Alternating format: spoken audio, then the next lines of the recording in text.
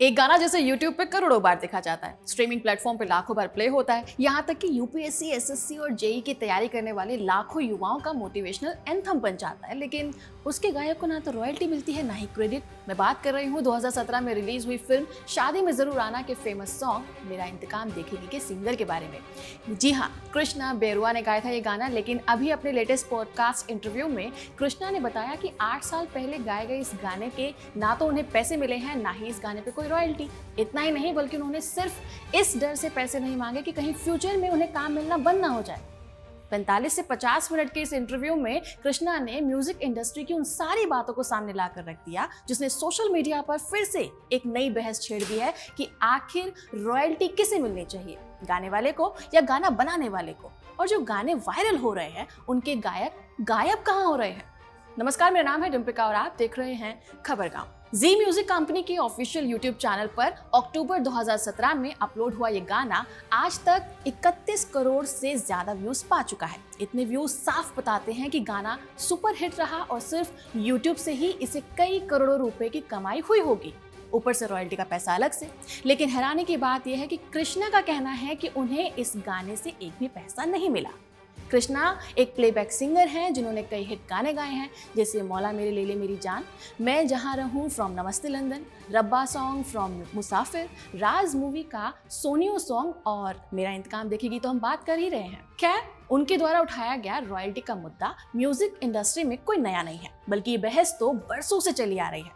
पहले भी इसको लेकर कई बड़े विवाद हो चुके हैं, जैसे फिल्म सत्यम शिवम सुंदरम के समय में लता मंगेशकर और राज कपूर के बीच में बहस हुई थी कि सिंगर्स को भी गानों की कमाई में उनका हिस्सा मिलना चाहिए, क्योंकि तब म्यूजिक इंडस्ट्री का सिस्टम ऐसा था कि गाना चाहे सुपर हिट हो जाए लेकिन पूरी कमाई सिर्फ प्रोड्यूसर्स और म्यूजिक कंपनी के पास चली जाती थी।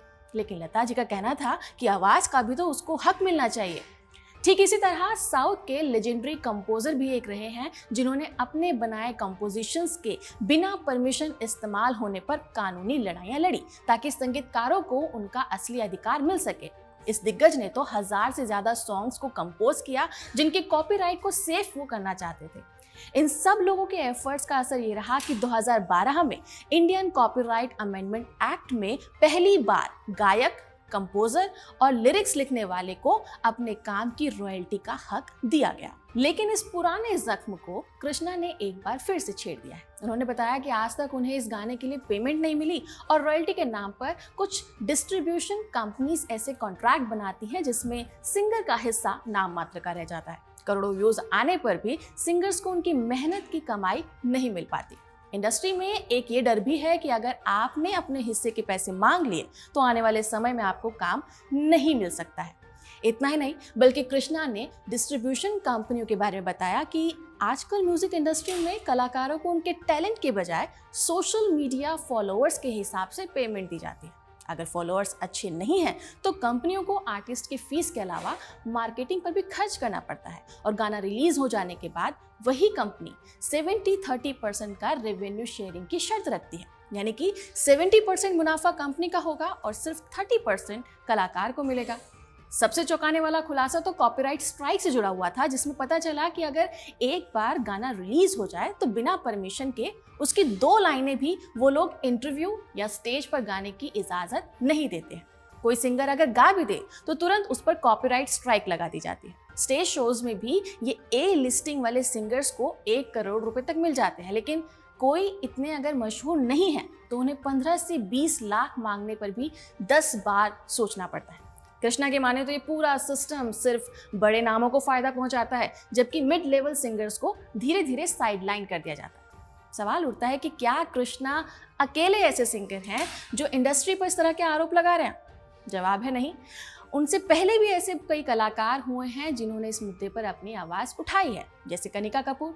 उन्होंने अपने एक पॉडकास्ट में बताया था कि हिट गानों के लिए सिंगर्स को बस 101 रुपए दे दिए जाते हैं, वो भी सिर्फ दिखावे के लिए। इसके अलावा ना तो रॉयल्टी मिलती है, ना ही पब्लिशिंग राइट्स। सोनू निगम ने भी 2019 में खुलकर टी सीरीज पर आरोप लगाए थे कि वे सिंगर्स की रॉयल्टी छिपाते हैं। ऐसे ही शंकर महादेवन ने तो 2022 में शिकायत तक कर दी थी कि बैकग्राउंड वोकल्स के सिंगर्स को कोई पेमेंट नहीं दी जाती है। इन्हीं सब के बेसिस पर बिजनेस स्टैंडर्ड्स में एक रिपोर्ट छपी जिसमें कई सेशन म्यूजिशियंस ने ये माना कि वो बिना क्रेडिट और पेमेंट के काम करते रहते हैं।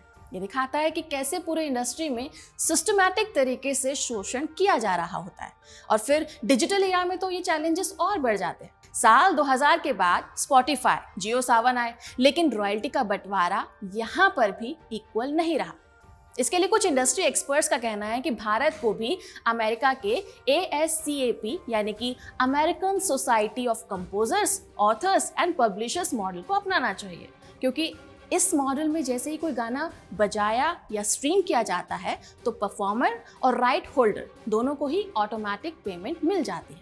इसे अपनाने से भारत में कलाकारों की आर्थिक सुरक्षा बढ़ सकती है और सिंगर्स के साथ हो रहे अन्याय को कम किया जा सकता है। आपका इस पर क्या कहना है? कमेंट सेक्शन में जरूर बताएं। इस वीडियो को रिकॉर्ड किया है सर्वेश ने। मेरा नाम है डिम्पिका और आप देख रहे थे खबर गाँव।